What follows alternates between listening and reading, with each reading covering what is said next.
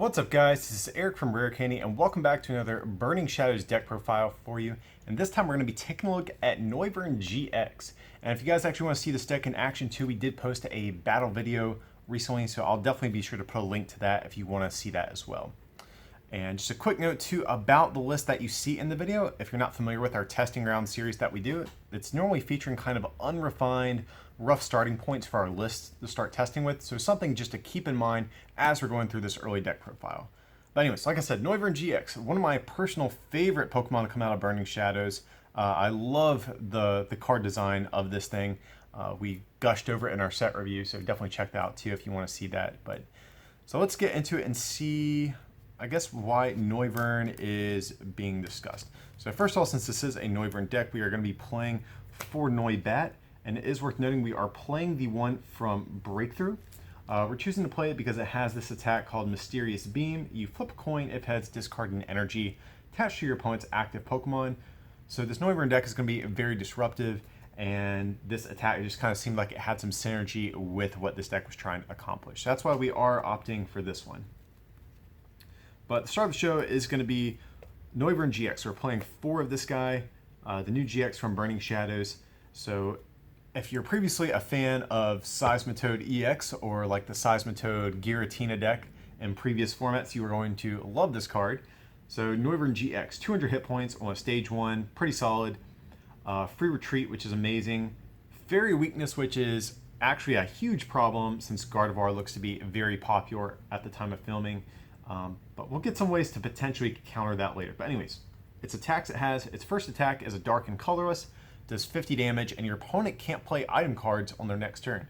So if you play something like a double dragon energy, since this deck is built for the Worlds format, not post-rotation, you can just attach a double dragon energy and lock your opponent's item cards for 1 attachment. Very similar to the old Seismitoad EX. And its second attack for a psychic, dark and colorless does 120, and your opponent can't play special energies from their hand on their next turn.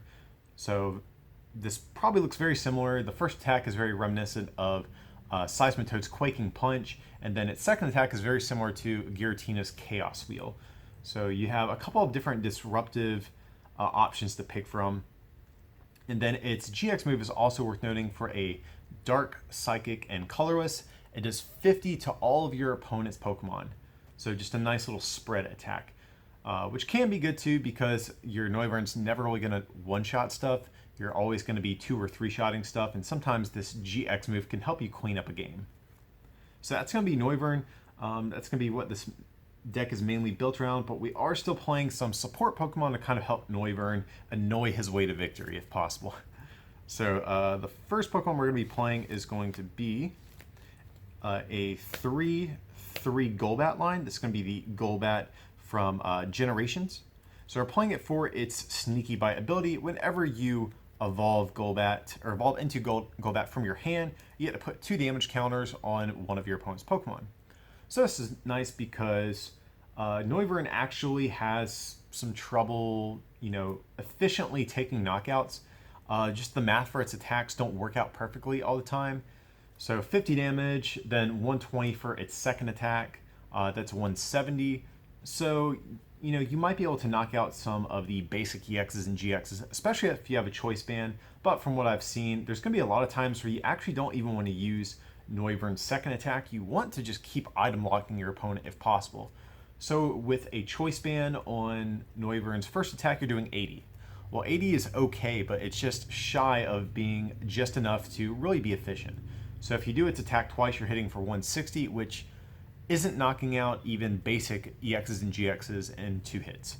So Golbat is nice because it will essentially bump up your damage to 180 to help you clean up knockouts.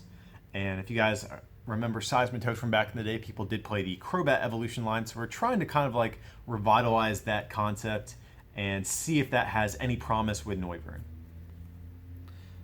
And one thing that is worth noting, the Golbat line has free retreat as well, so lots of mobility with all these Pokemon so far. Next up, we're playing 1 Magearna EX. We're playing it for its Mystic Heart ability. You prevent all effects of your opponent's attacks done to your Pokemon that have metal energy attached to them. And you might be thinking, well, there's no metal Pokemon. Well, if you have a double dragon energy attached to your Noivern GX, Double Dragon actually provides every energy while it's attached to Dragon Pokemon. So that means even Metal energy. So if we have a Double Dragon energy on our Noivern, that's actually very important because if we don't have Mystic Heart, that means something like a Drampa GX can literally just use Righteous Edge until we're out of energy and then just roll over us. Similarly, Espeon GX can confuse us over and over. Even though we do have Free Retreat, that is a little bit more manageable, but it just takes away some options from your opponent trying to potentially do weird things to get out of the lock that you're going to have them in. So, but the main reason it is in here is for Drampa, just to make sure Drampa does not just beat us with that one energy attack it has. And next up, we're playing one Espeon EX. This is another one of our support Pokemon. We're playing it for its, what is it? Miraculous Shrine. The first attack it has, you de-evolve each of your opponent's Pokemon from the highest stage and put that stage back into your opponent's hand. So we have spread damage in the form of Noivern's GX move. Same thing with Golbat. So we might be able to use Espeon EX at some point to de-evolve a bunch of our opponent's Pokemon and potentially go for a win. And I think in particular against Gardevoir GX, this is going to be an important card because Gardevoir GX looks to be very popular and it can hit your Noiverns for weakness, kind of easily knocking them out. So I don't know if we're going to be able to actually take down 3 Gardevoir GX. So we might have to shift strategies and go for like kind of a spread strategy against that type of deck and maybe some others as well in order to win a game. So Espeon is going to give us an out in those types of matchups. Next up, one Shaymin EX. It's going to be the last of our Pokemon EX. We're playing it for its setup ability. Draw until you have 6 cards in your hand whenever you bench Shaymin. So it's very, very important in this deck to be able to always hit a Double Dragon energy to maintain your lock. And if you have a Noivern and you Sycamore or something and you don't hit what you need, you still potentially have the option to playing a Shaymin and digging a little bit more to get that last piece of the combo that you need for your turn. And we do play a number of like scoop up related cards in this deck, so we can actually abuse this multiple times as well. And the last Pokemon we're playing in this list is going to be 2 Tapu Lele GX, just for its Wonder Tag ability. Whenever we bench it, we get to search our deck for a supporter card put into our hand, but we can also use Tapu Cure GX in this deck as well, since we do play some Psychic Energy. And Tapu Cure GX lets you heal all damage from 2 of your bench Pokemon, so we do have the option to using that as well. Going on to our trainer cards, we have 4 Professor Sycamore and 3 N. These are going to be our main forms of draw power in the deck. You guys are probably familiar with these. Next up, we are playing one Pokemon Fan Club, so we are opting not to play Bridget in this deck. That's kind of been a, I think, a staple for a lot of decks, but we actually run 3 Pokemon EX in this deck, so I feel like Fan Club is superior because it allows us the option to grab our Pokemon EX, especially Shaymin. Getting to put it into our hand is very important because we can bench it to use its effect, whereas Bridget will not let us do that. So that's why we are opting for Fan Club over N in this situation. Or I'm sorry, over Bridget in this situation. Next up, we're playing one Wally. So search your deck for a card that evolves from one of your non-EX Pokemon and evolve them. So you can do this even on the first turn of the game, and that's kind of the idea. On those situations where we open with a Noibat and we already have a Double Dragon energy in hand, we can immediately Wally into a Noivern GX and start locking our opponent down, especially on the second turn of the game. If we can make this happen, that is great, because otherwise we would have to wait an additional turn to evolve into Noivern through traditional means. So Wally's going to be good in those situations. Next up, we're playing a split between one Guzma and one Lysandre. So Lysandre you guys are probably familiar with. Switch your opponent's active Pokemon with one of their benched. Guzma is the same thing. It's a new supporter from Burning Shadows, but we also have to switch. So this is good because it will allow us to get around things like status conditions, or if our opponent tries to Lysandre stall one of our benched Pokemon to kind of break the lock, it allows us an easy way to get out of the lock and get right back into our Noiverns to keep attacking.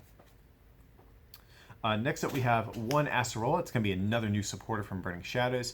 So you get to pick up one of your benched, or I'm not sorry, not benched Pokemon, but damaged Pokemon, and put them in all cards attached to them back into your hand. So very similar to the old AZ from Phantom Forces.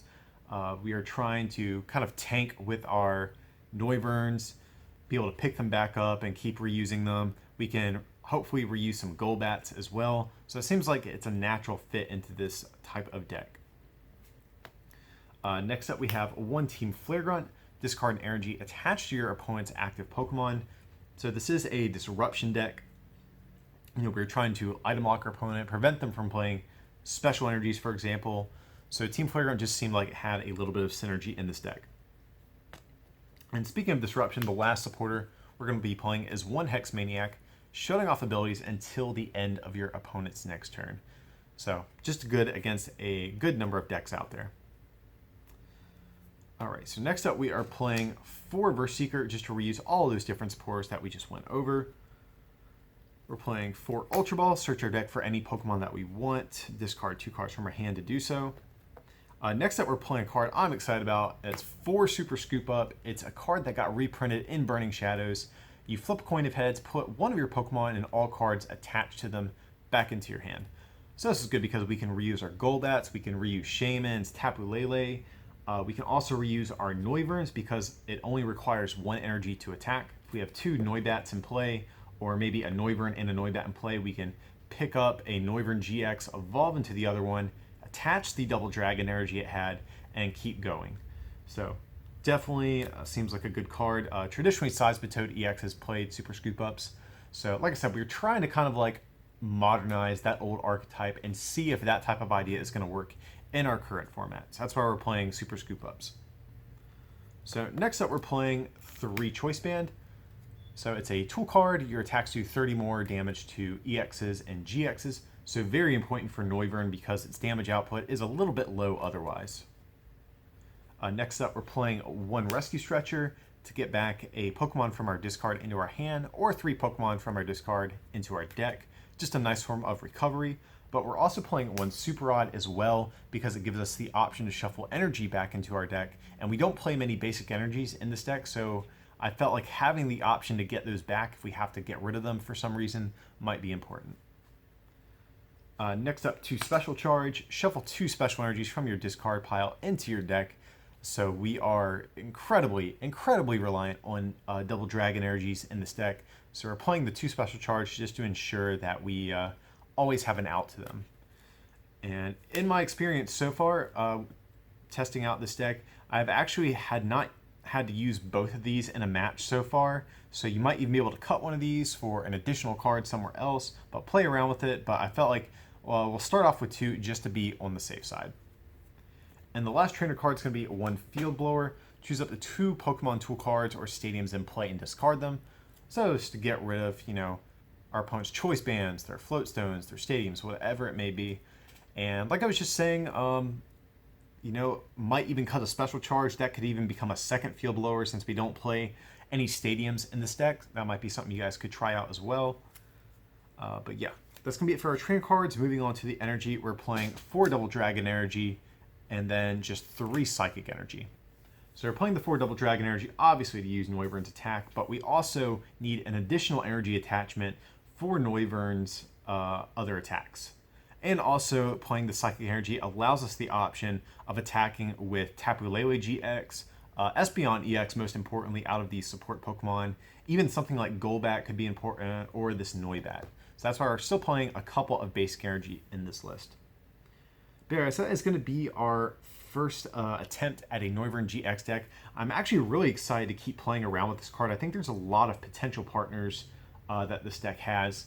I think Garbodor is worth trying out with it, like the Trashlanch version. Maybe even throw the Garbotoxin one in there too, who knows. I think that has some promise. I think maybe a more energy denial heavy version is worth considering, maybe with hammers and things of that nature too.